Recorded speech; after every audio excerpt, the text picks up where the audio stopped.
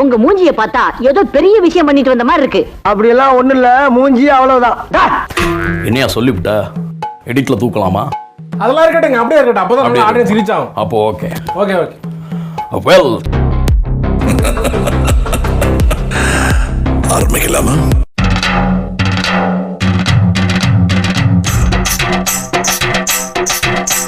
இதோ குறும்படம் அகம் டிவி வழியே. வாங்க மாப்ள, வலது கால எடுத்து வச்சு வாங்க. காலை 6 மணி. நீ ஒண்ணும் கவலைப்படாதம்மா. அவருக்கு ஒரு 10 ரூபாய் கொடுத்தேன்னு வச்சுக்க, எல்லாத்தையுமே தெரிஞ்சுக்குவாரு. சில விஷயங்கள்ல நீ தான் முன்னால் நின்னு கத்து கொடுக்கணும். இத போல அழகான ஒரு குடும்பம் இங்க இல்ல.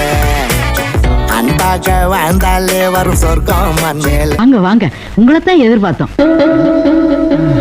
என்ன யோசிக்கிறீங்க? நம்ம வீடு மாதிரி. வாங்க வாங்க.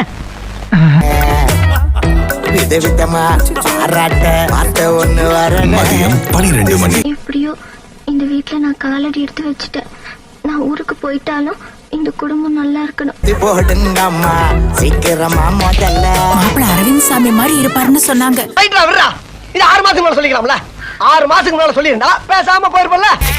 ஓ, இது சாம்பாரா? நான் கூட ரசம் நினைச்சேன். கவலைப்படாத. மேலோட எட்டா ரசம், நடுவுல எட்டா சாம்பாரு, கீழோட எட்டா கூட்டு. ஒரு வாரம் ஆன சாப்பாட்டையெல்லாம் அவங்க சாப்பிட சார். அப்ப நாங்க தான் சாப்பிடணுமா? அதெல்லாம்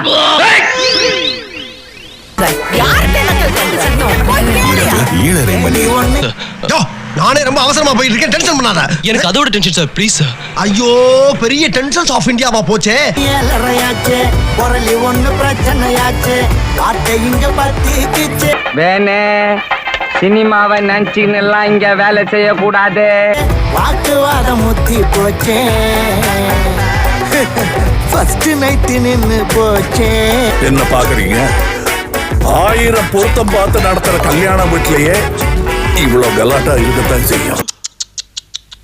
என்னால நம்ப முடியல அங்கிள், என்னால நம்ப முடியல. உங்க மேல எவ்வளவு மதிப்பு மரியாதை வச்சிருந்தேன் தெரியுமா?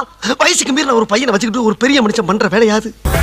இங்கே எப்படின்னா, தாயே பிச்சை போடுங்க தாயே.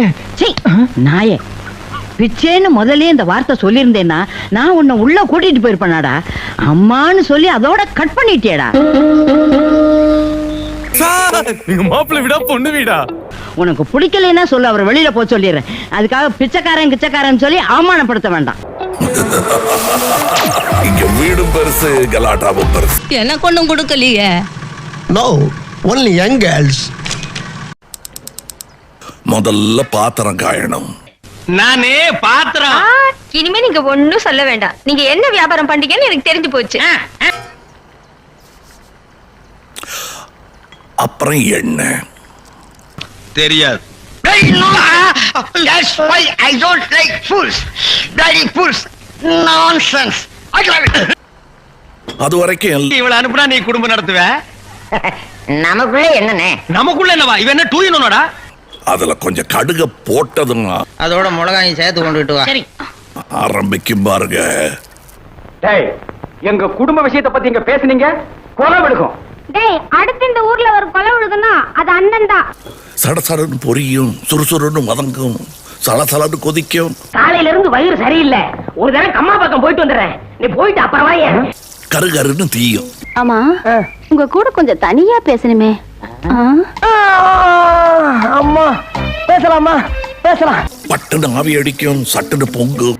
இப்படித்தான் ஒரு பையல ஒழுங்கா வீட்டை பாக்குறது இல்ல, பொழப்பையும் கவனிக்கிறது இல்ல. தாளிச்சு கொட்டி இறக்கி வைக்கிற வரைக்கும் மீனோட மசாலாவும் தடவி இருக்கேன். அப்படியே போய் மகன் அடுப்புக்குள்ள தள்ளி விடு. மீனை நீ தின்னாலும் சரி, ஒன்ன மீன் தின்னாலும் சரி. போடா. ஒரே கலைவரம் தான் போங்க. பையன் எப்படி சொல்றான்? அப்படின்னு சொல்லிட்டான். கட்டிக்கு போற அவன் தானா? அவனும் மனுஷன் தானே? 2 கேள்வி கேட்கட்டுமே. அதுக்காக அவன் கமிஷன் ஒண்ணு குறைச்சிட மாட்டேன், கவலைப்படாத. நான் சமையலை பத்தி பேசிட்டு இருக்கேன். ஓ, வாய்க்கு ருசியா விதவிதமா சமையல் பண்ணுவேன். அப்ப சமைக்கிறானும் உனக்கு உண்டு. நீங்க என்ன நினைச்சீங்க? வஞ்சர மீனை வறுத்து வச்சாம ரவுண்ட் ரவுண்டா இருக்கே, என்னது? It's human brain. இந்த வீட்டுல சுதந்திரமா எதையுமே பேச முடியாது இருக்கு. டேய், நீ என்ன யோசிக்கிற நான் சொல்லிட்டா? அதெல்லாம் ஒன்னும் யோசிக்கலண்ணா. ஏன் அதை விட கேவலமா யோசிச்ச?